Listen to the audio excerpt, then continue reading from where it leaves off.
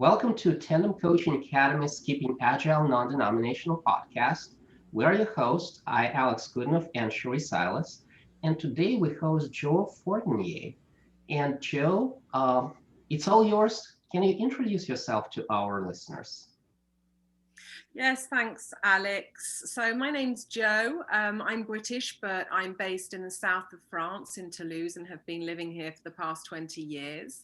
I've been a coach for 23 years now. So I'm accredited by the ICF, PCC.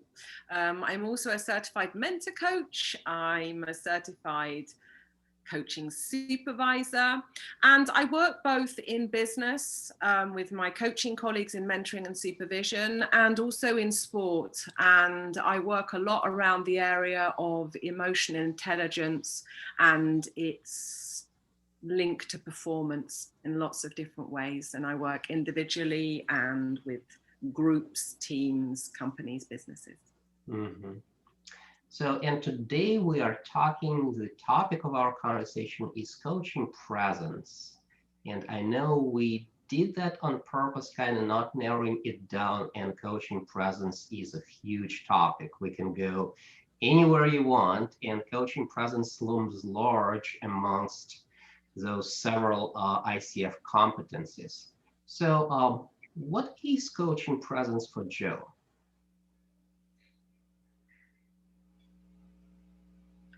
I think coaching presence is a number of different things. It is, on the one hand, something quite concrete and clear in terms of the way that we show up in the coaching space, who we are, how we work, the energy we put into it, the energy we give off. And then I think there's another aspect to presence, which is a state of being when we are in that coaching space, where you find yourself in a bubble, in a moment, fully there, body, mind, and spirit, connected to the client, working, listening, flowing,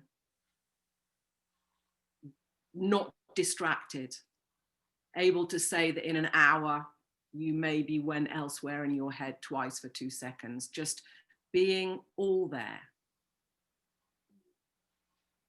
Yes, I hear you talk about that. And in this world of 10,000 squirrels at any minute running by, or at least that's my world, I'm wondering how you develop that ability to just get in and be fully focused on everything with your client, with both your mind, your body, and just your being there with them.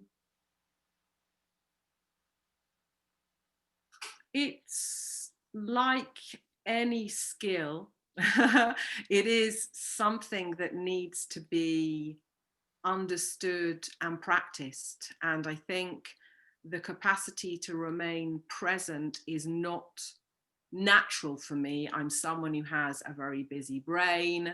I'm constantly thinking about things and off in 100 different directions. I also have strong emotional reactions to things as a human rather than just a coach, and those emotions can sometimes take over.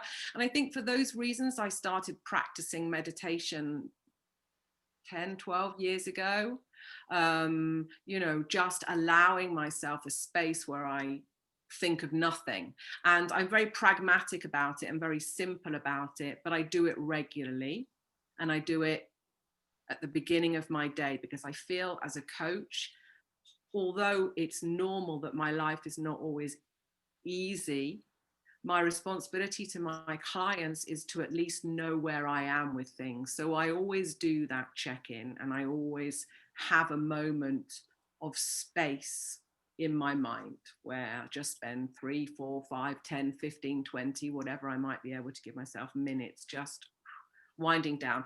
And I've also done the mindfulness-based stress reduction course, which is famous across the globe, and it is about teaching you to be mindful and live in the present moment. And I felt those things really, really help with my coaching presence. Hmm.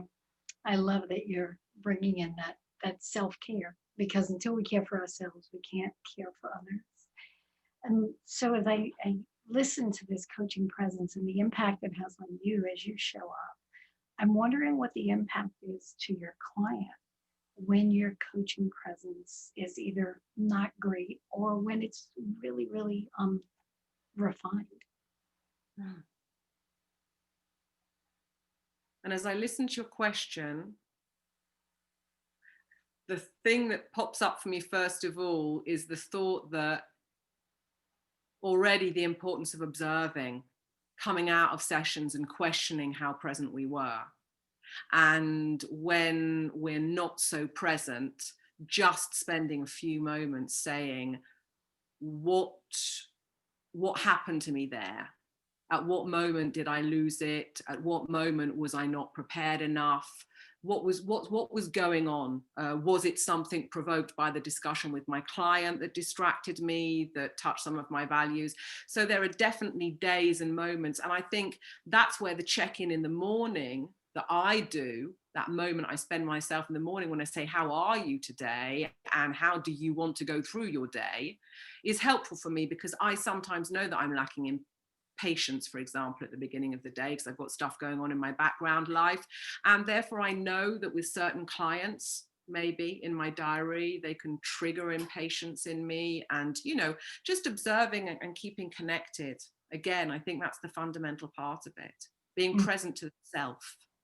Yeah. And I want to, for our listeners, I want to make that connection between what you said here, this self-reflective practice of coming in and going out of sessions where the coach is reflecting on their own work and how they showed up. And as we know, as you may know, ICF has actually brought reflective practice into their competencies as coaching mindset. And so what are some of your views beyond just the coming in and going out of sessions, how self-reflection and that reflective practice can help coaches be stronger, especially with presence?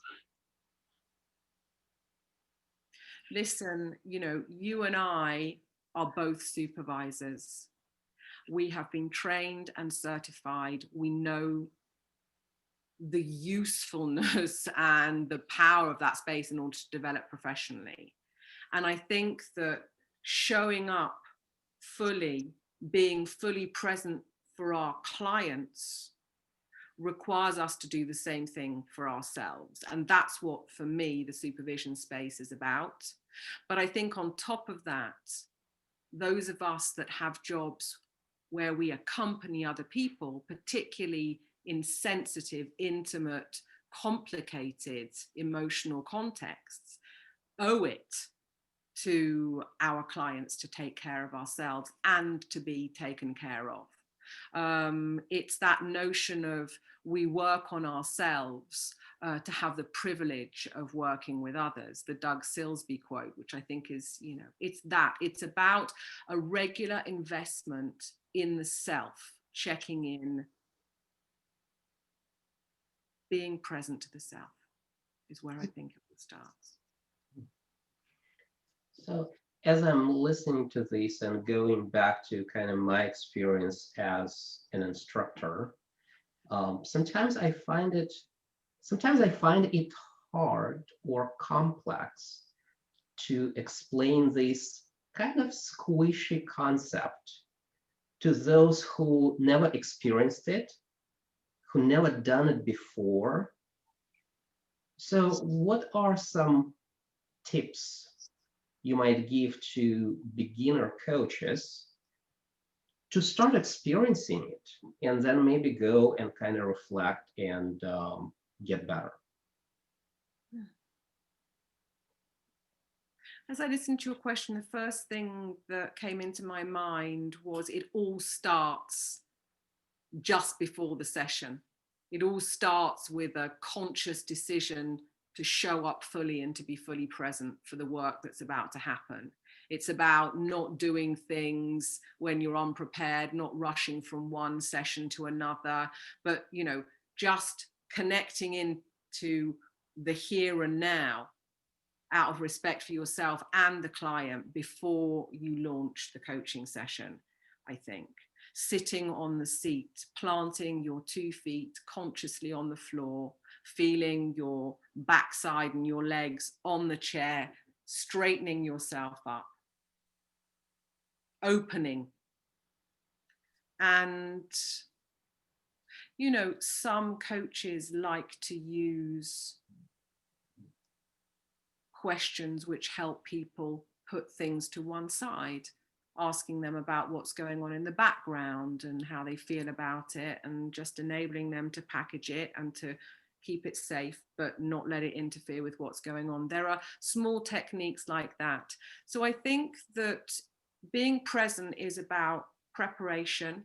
It's about paying attention to the body and what's going on in the mind and the emotions. Learning how to regularly check in with those things whilst staying attentive to the client and what they're saying. Mm-hmm.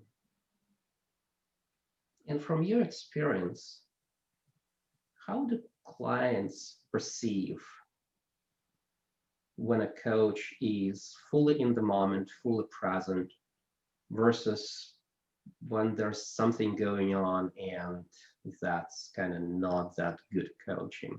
What's changing for the client when the coach is fully present?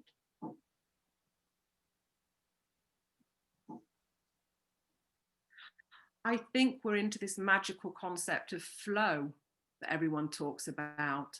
I think if you are someone who has learned over the years to really to have a capacity just to check into your energy and your state at any one moment, and to feel what's going on in a session. This is the notion of intuition that we're getting to as well. That's how it feels. I think it feels to the client as if we're holding the space for them to think out loud. That I think there's a freedom about it. I think it's fluid. I think the coach intuitively asks the right question because they're fully present to what's going on. They're open to not only the words, but the energy of what is being communicated as well. When I hear you talk about this, I also heard this nuance of helping the client be present in their own session. And so that's really interesting to me, to help the client to put off all of the noise and focus on what's right here in front of us. Yeah. And so when I think about ICF and their definition of coaching presence, there's a big focus on partnership. And so I'm wondering, what are some of the things that you think display really good partnership between a coach and a client?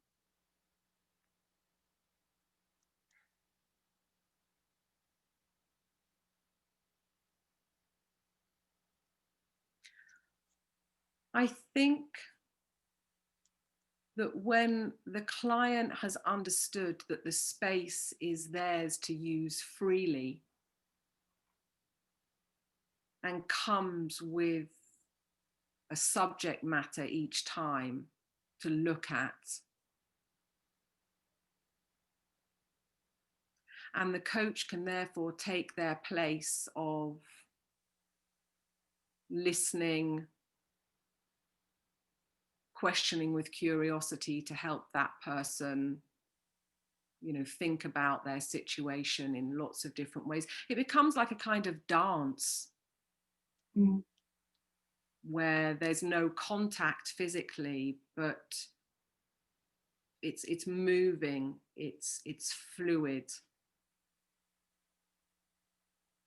The coach is not calculating how they manage the session, and the client's not calculating how they answer the questions. Yeah. And I think pragmatically, for that to work, because that all sounds very sort of mystical and sort of fantastic and sort of easy. And this is all the way that this works from a concrete perspective. Being able to turn up, to be fully present, to show up fully and authentically as a coach in a space, you have to have the contract completely clear. So this magical, mystical person that, I am able to stay present. If I take a deep breath now, I can put myself straight back into that energy that I was in before. Mm-hmm. So I'd love to pull on a metaphor that you brought in, this dancing. And so when I hear people talking about coaching as a dance, I imagine, yes, there's this waltz, there's this really, really cool partnership. And yet sometimes I get into a coaching session and it feels like a slam dance instead. And the client's not reflective. I mean, our favorite clients are those that are totally reflective, right? We're going to go way deep.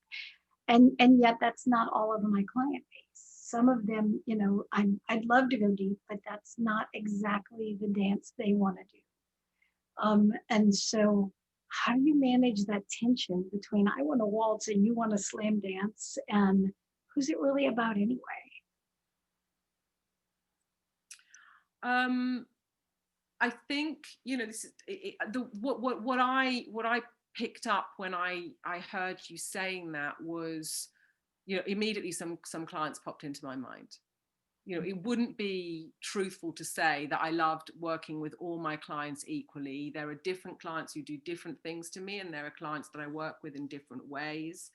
And, a couple of people popped into my mind, not because I don't like working with them, but because they're perhaps less in their flow and don't, find it so easy to sort of self-reflect and that kind of thing. I think being self-aware is something that's really important in that context. I think knowing what it is about the relationship that doesn't, or the values or the differences in our preferences that doesn't really work, is enough for me to be able to let go of it. But that requires me to know myself. And therefore there are certain clients that I don't work with, and I always do that session 0 where I meet with them and we talk. And if I don't feel that I'm the right person for them, values wise, behaviors wise, competency wise, then I don't do the work with them. I love that you brought this in. And I'll pull back on ICF competency again. This new competency model's done such a great job.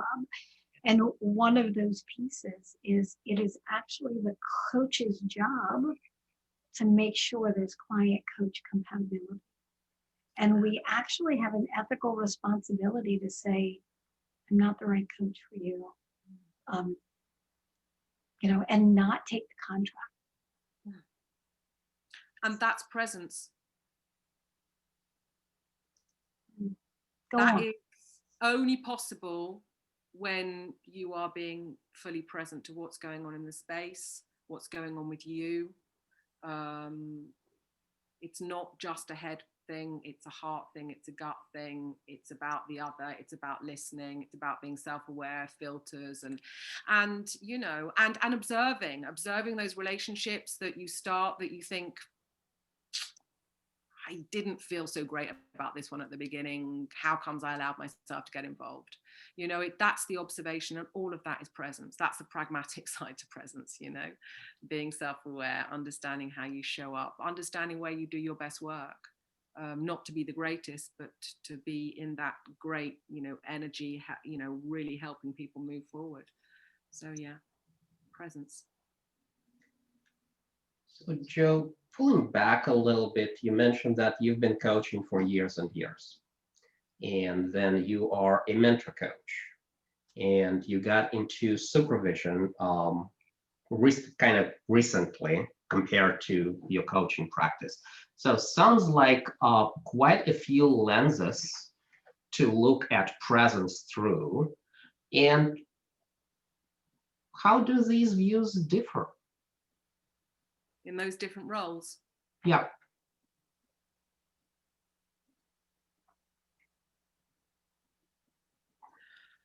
I think the role where I have I am less present is in the mentor coach role, which requires me to be up here quite a lot in the intellectual analysis of recordings and connection to competencies. When I'm more in that sort of teaching, training mode, expert mode, I'm more in my head than I am in the here and now. So I can perhaps not listen so well sometimes. I don't know. That's not the moment where I feel the most present. And I think the space in which I just feel like I'm floating in presence is the supervision space, because coaches are so amazing to work with. They do so much of their work on their own, especially experienced coaches. And all we have to do is just hold that little, we just have to sit there cross-legged, and let it all flow in and flow out and ask that question at the right time. And it's just magical. So I think that's where I really feel I'm floating floating on clouds of presence in my supervision sessions. And then I think coaching, it will depend very much on the subject matter, I think, that my clients want to work on. Some of them appeal to me perhaps more than others. And so some of them take more work for me to keep as a filter when we are, exchanging on subjects and stuff like that. So it does vary for me in different roles, different kinds of presence. Yeah. And it also sounds like coaching presence is evolving concept, and as you basically said, it's a skill, it's competency, it's that muscle that we constantly train and constantly kind of upscale. So if you had a chance to go back 10 years ago, meet that Jo, 10 year less experienced coach, and tell her one thing she could have done better, what would that be?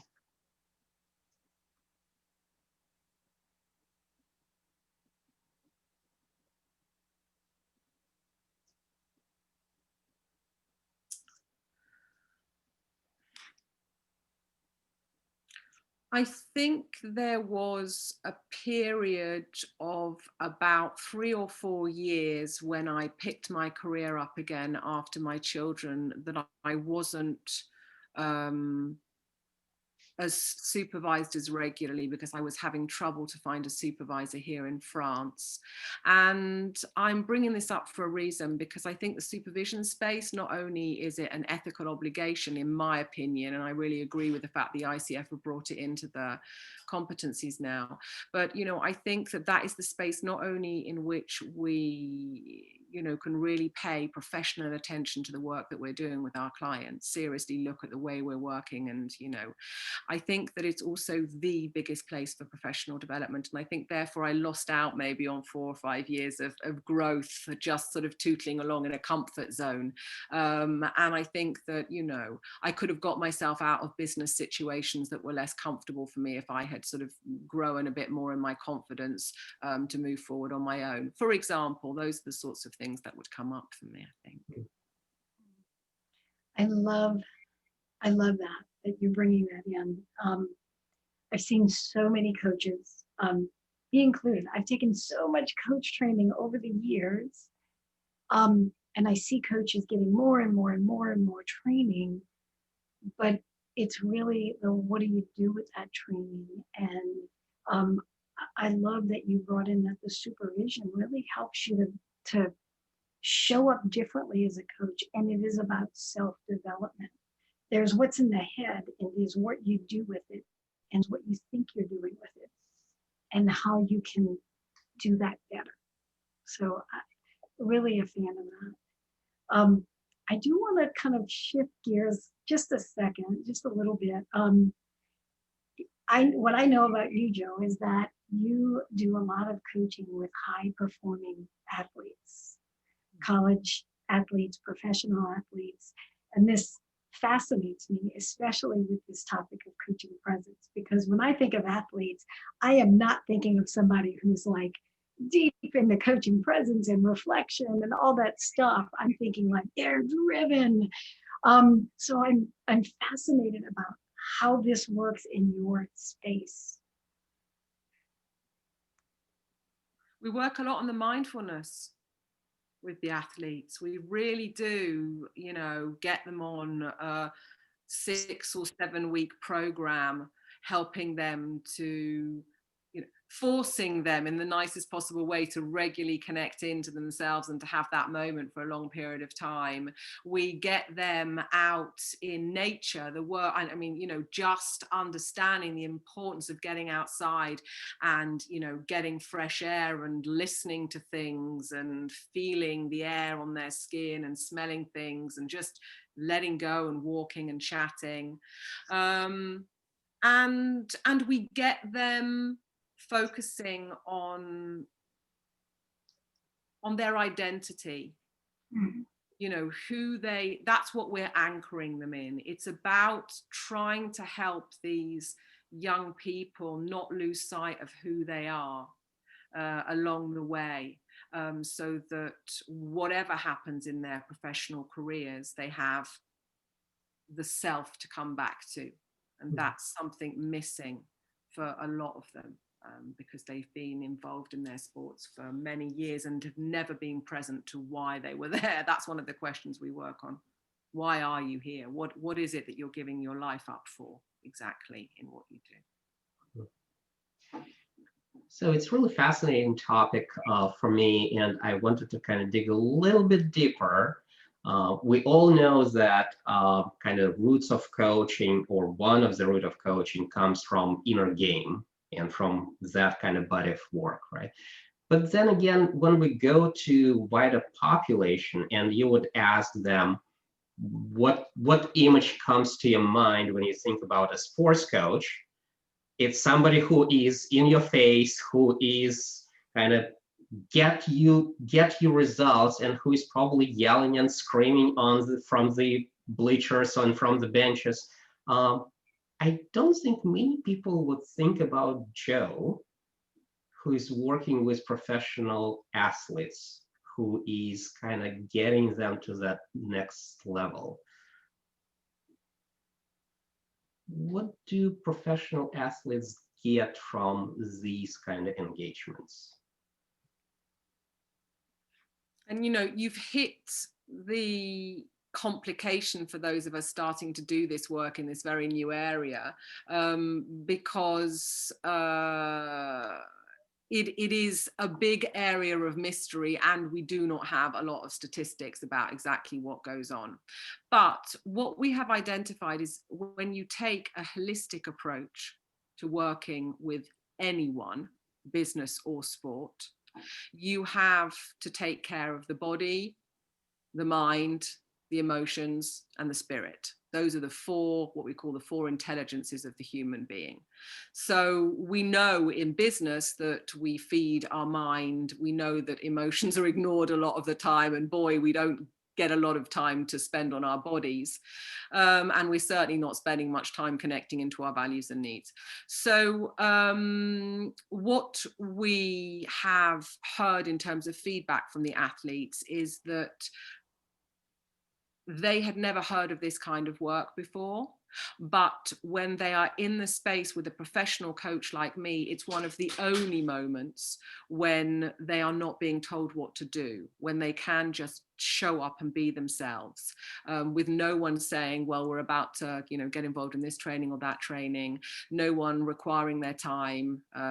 And it's a space for them just to show up and be themselves, a space to be vulnerable, to work on their resilience and their motivation, a space to say, I am hating my trainer at the moment, and the way he behaves is, as you were saying, Alex, the opposite of what I believe humans should be doing to motivate each other. But getting it out of their systems, understanding why it's there, finding the courage to speak up, having a kind of a buddy somewhere along the line to listen to them, a listening buddy, You know, it's a lot of what we're doing with these young people as they live far away from home in complicated sort of situations. And so they kind of appreciate the space to be vulnerable. They wouldn't use those words, but that's how I kind of summarize it. Yeah. So, and as you're talking about this, some different thoughts come to my mind, and I want to kind of probe in that direction. So I'm pretty sure in your 20 years of coaching, you coached numerous clients with what we call imposter syndrome. I'm not worthy, I'm helpless, hopeless, and not worthy, right? So, and now you are getting into this absolutely new space where there's not much data, where you probably are very sure in your process, right? However, it's still like very new. It's still like going into some darkness or into some fog and trying to find your way and see what your impact is. How do you deal with potential onsets of that imposter syndrome? Am I doing the right thing?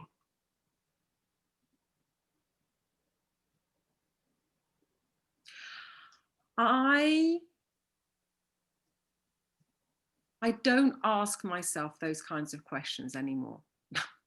I ruined a lot of my life, I think, asking myself those kinds of questions and perhaps not doing certain things or taking a while to do things. I had been talking to other people for at least 5 years about my desire to do my work in high-level sport.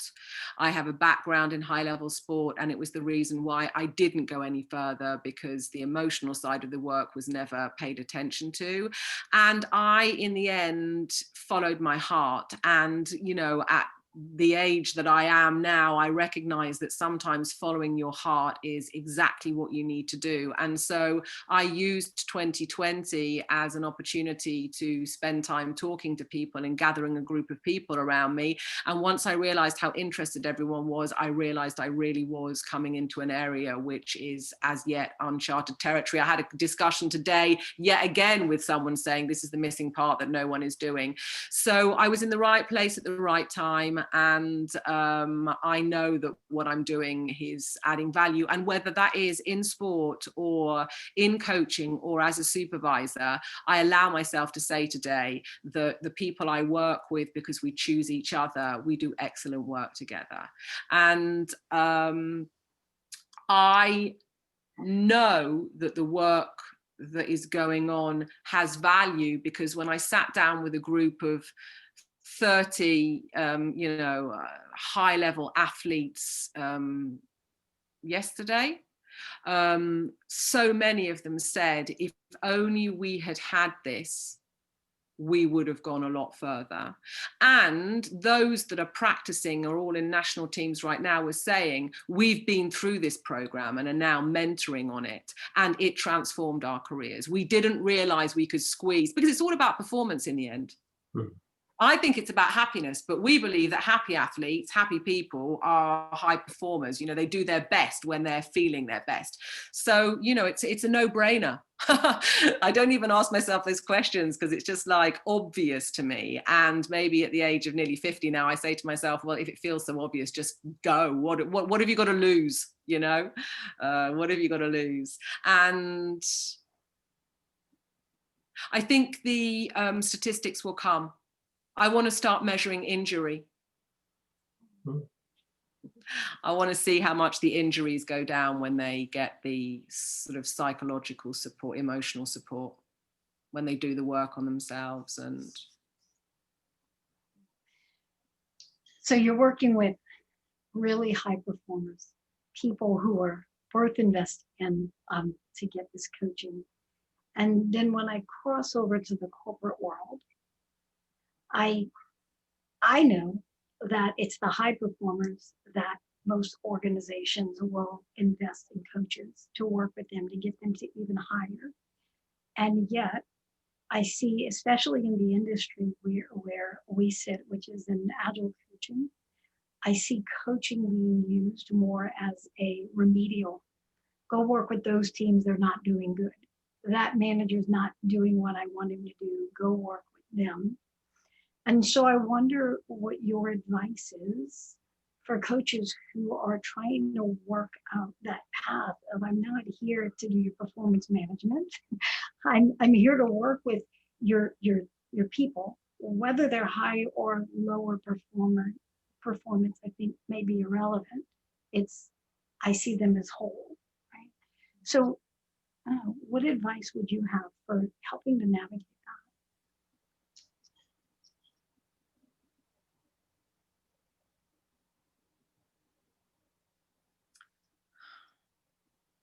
I pay attention to the coaching philosophy of the companies that I'm working with. And I like to question the companies up front about the kinds of situations they use coaching for. And I've had the luxury over the recent years to work with a company that really gives coaching to people who need it or want it. And so you get people with very few complications just wanting to be greater and or work on some interesting subjects. So I think that, again, as coaches, we should have a way of speaking about ourselves and the work that we do that is clear in terms of what we need to be excellent. And I know that I love working with high performers, but I also work with special needs and trauma and bereavement and people from all different kind of, walks of life.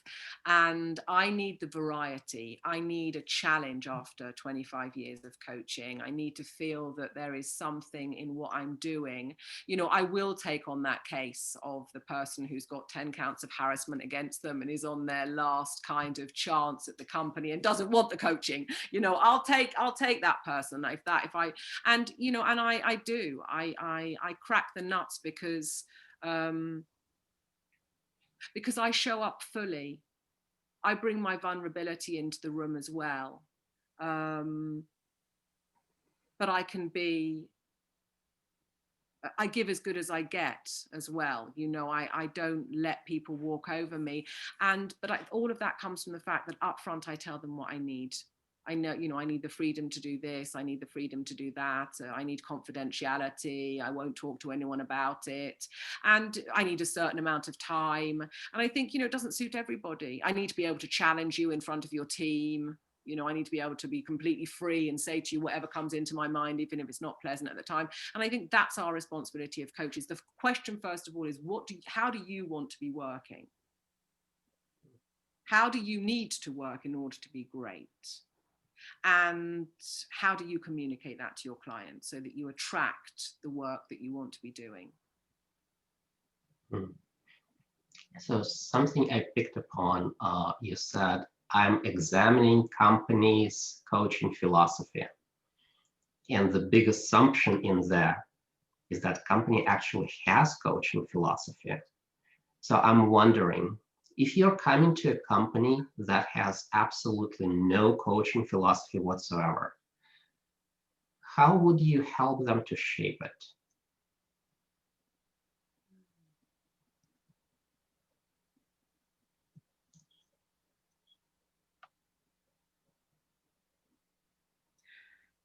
Kind of surprised at my answer because I'm being sort of very spontaneous here, but I think that there are so many. I think in order to create a coaching culture within an organization, you need to be developing coaching skills across the business. And I think a great tool for developing coaching skills, and by coaching skills I'm talking about the basics, so presence, which for me is the number one, but listening, questioning, reformulation, managing silence, those kinds of things.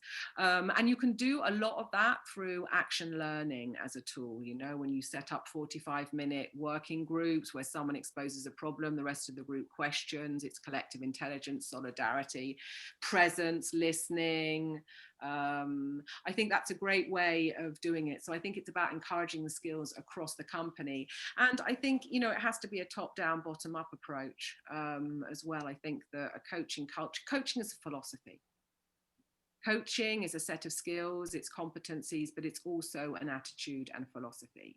In order to put in place a coaching culture and use coaching postures and skills, you've got to believe that it really is interesting listening to other people. And you've got to believe that other people are well equipped for sort of finding their own answers. Because if you don't really believe that, it's very hard to put that kind of culture in place. And that has to come from the top. And then it has to be backed up by behaviors and attitudes. And probably if you don't believe in that, I mean, do you have to be a coach after all then? Right. So, Jo, lots of stuff going on, long and storied career as the coach, got into supervision, doing all these great stuff with high performance athletes. What's 2021 brings to you?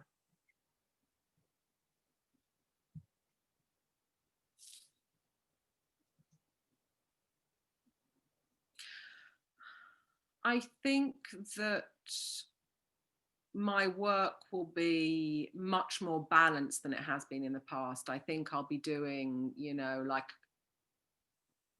balanced equally between working with other coaches, working in sport, and working in business. And I think that freedom in my way of working is something important for me. And I don't just mean in my style, sort of being a freestyle coach and, a little bit eccentric, but, being able to move around, have the freedom to not have to live in one place. I think 2020 sort of, and living in this one space for a whole year kind of has made me want to move a little bit. So I'd like the opportunity to travel, but I don't want to live, if I'm honest, if we keep COVID in the background, I don't want to live a year of financial insecurity like I did last year. And it was never bad, but I didn't like the idea that it could get really complicated. So I think having a more balanced portfolio is important. And every one of those sectors, mentoring, supervision, coaching, and the sports stuff. I mean, I just feel so excited about it all. It's a year of excitement, I think, and growth. Yeah. And if I may, when you were talking about those athletes, when you were talking about that new and exciting role, if you will, you took on, you were just brimming with that excitement. You were just kind of, I'm gonna get it, and I'm getting it, and I'll be great at it. And we wish you all the luck and great success there. It was really great to have you. And it was Tandem Coaching Academy's Keeping Agile Non-Denominational podcast. We have Jo Fourtanier, and these are Alex Kudinov and Cherie Silas as your hosts. Bye now.